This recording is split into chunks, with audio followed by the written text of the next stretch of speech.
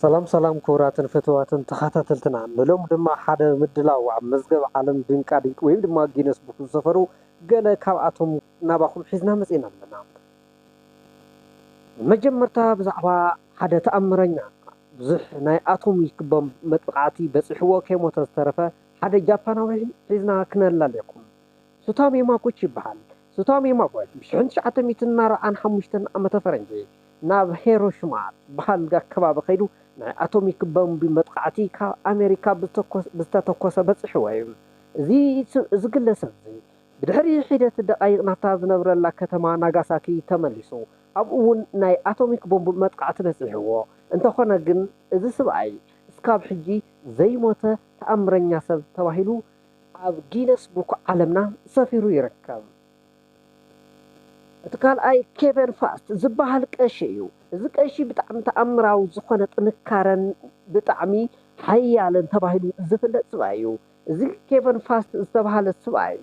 ብጣዕሚ ዝተፈላለዩ ጥንካረን ክብረትን ዘለዎም ነገራትን ናይ ምልዓል ዓቕሚ ዘለዎ እንትኸውን ዝተፈላለዩ መኪናን ሞተራትን ሓፃዊንን ብምስሓብን ብምኩታትን ብምሽካምን ዝፍለጥ ኮይኑ مودة تختشفن شعتن عام تفرنج دما أوروبلان بمكتات أبشقوا جمد بمسار زفلت إيو زسب عيدي بزيت نكارو دما أو جينس بوك عالمنا سفيري ركاب بمقصال رج بتعمي نوع حمي زوننا كنداوي سيرفينجيو زسب عي كلتا نتوي 30 متر زروحات حمي زوننا بزي مخنيات دما عم مصحف جينس بوك عالمنا مزقب دنكا دنكي سفيرو يركب كابزي بمقصال تريندا باسكات بال سبنتا عصمتي زي بلا كشاب تمثل تتعطاطف 12 انش ابزخونه باروشتي اطابعتا طراي بمطقام 3 متر زاكر حطت تغعز بزي زغر بقعتا دما ام مصحف جينس بوك سفيرا تركب ناي جمد بينتو بشوعه سفات تحذر ريكورد انت تخول ادمي كاب 850 ጫማ ንውሓት ካብ ዘለዎ ህንፃ 7 ሰባት ካብ ዝተፈላለዩ ሃገራት ካብ ጫፍ ናብ ጫፍ በቲ ገመድ አቋሪጾም ን349 ሜትር ብዝተወጠረ ገመድ ብምስላቅ ሪከርድ ሰይሮም ኣብ መዝገብ ጊነስ ቡክ ዓለምና ሰፊሮም ይርከቡ ከዝርማ ከቢድ ነገር ብመልሓስ ናይ ምሽካም ተኽእሎም ቶም ብላክ ቶም ይባል እመኑ ኣይትእመኑ ብመልሓሱ ጥራይ ናብ 12 ኪሎ ግራም ዝኣክል ሓይልን ከመይ ኣይከኣልን ክትብሉ ትኽእሉ ቶም ግን ኣብ መልሓሱ ብዘሎ ንኻል ተጠቂሙ በሊሕ ሓፂን ብምእታው ልዕሊ 11 ኪሎ ግራም ዝምዘና ሓይልን በዚ እዩ እምበኣር ቶም ኣብ መፅሓፍ ጊነስ ቡክ ሽሙ ዘስፈራ ኣውሮፕላን ዝበልዐ ድንቂ ሰብኣይ ማይክል ዲን ቲኖ ይበሃል እዚ ሰብኣይ ዘገርም ኣበላልዓ ዘለዎ ኮይኑ ብስኑ ብምሕያኽ ይኹን ብጨጎራ ዘይሓቁ ዝተፈላለዩ ቁሳቁስ ይበልዕ ንኣብነት ዝኣክል ድማ ከም ኮምፒተር ባይስክል ሓፂን ኣልጋ ይበልዕ እዚ ሰብኣይ ዘይበልዖ ነገር ዳርጋ የለን ናይ ግሊ ኣውሮፕላን እውን ከይተረፈ ኣብ 2 ሰሙን በሊዑ ዝጨረሰ ሰብ እዩ በዚ ምክንያት እምበኣር ኣውሮፕላን ዝበልዐ ሰብኣይ ተባሂሉ ኣብ ጊነስ ቡክ ዓለምና ስሙ ሰፊሩ ዝርከብ بسنا ጠጠው ትብል ሰበይቲ እዛ ሰበይቲ ብስና ጥራይ ብምጥቃም ካብ 4 ደቂቕን 17 ሰከንድን ሙሉእ ሰብነታ ክኢላ ጠጠው ዝበለት እያ እዛ ሰበይቲ እዚኣ ብጣዕሚ ብዘገርም ኩነታት ተባሂላ ኣብ ዓለም መዝገብ ቡክ ጊነስ ሰፊራ ትርከብ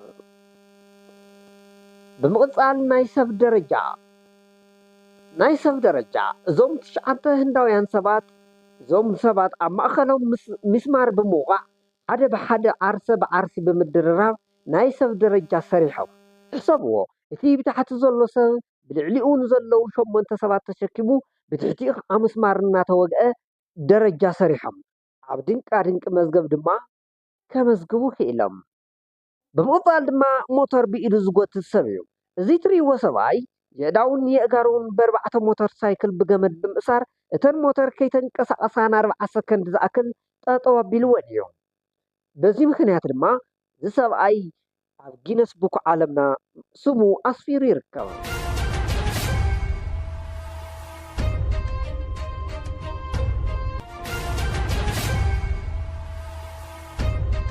ብምቕፃል ናይ ዓለምና ነዊሕ ሰብኣይ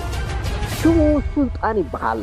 ሱልጣን ቁመቱ 2.5 ሜትር ዝዕቀን እንትኸውን ስሙ ኣብ መዝገብ ድንቃ ድንቂ ተመዝጊቡ ይርከብ። ክነውሕ ዝኸኣለ እውን ብምዝባዕ ሆርሞን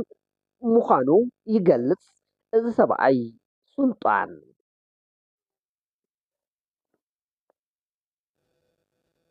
ብሉምባይ ኩራንን ተኸታተልትና እቲ ክትከታተልዎ ፀናሕኹም ካብ መዝገብ ድንቃ ድንቂ ዓለምና ካብ ዝሰፈሩ እቶም ክትከታተልዎም ፀናሕኹም ቀሪብናልኩም ነርና። ቀፃሊ ድማ ካሊእ ሕቶትና ክሳብ ንመፅእ ክሳብ ተሰናይ ንዓኹም። ቻው ዳሕን ኩኑ።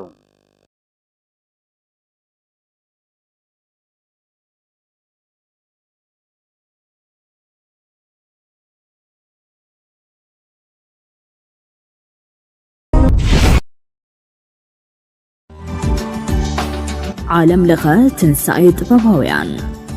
እዚ ምድላው ብፍሉይ ኣብ ምድሪ ሓበሻ ዘለው ጥበባውያንን ስራሕቲ ጥበቦምን ትኩረት ገይሩ ዝዳሎ ተደፊኑ ዝጸንሐ ዓቕሚ ጥበብ ጠቢባን ዳግም ንክለዓልን ኣብ ጥበባውያን ዝበጽሕ ዝነበረን ዘሎን ምግላልን ተነጽሎን ንክተርፍን ዓሊሙ ዝዳሎ ዓለም ለኸ ትሕዝቶ ጥበባውያን ዝንጸባረቐሉ እዩ። ዓለም ለኸ ትንሳኤ ጥበባውያን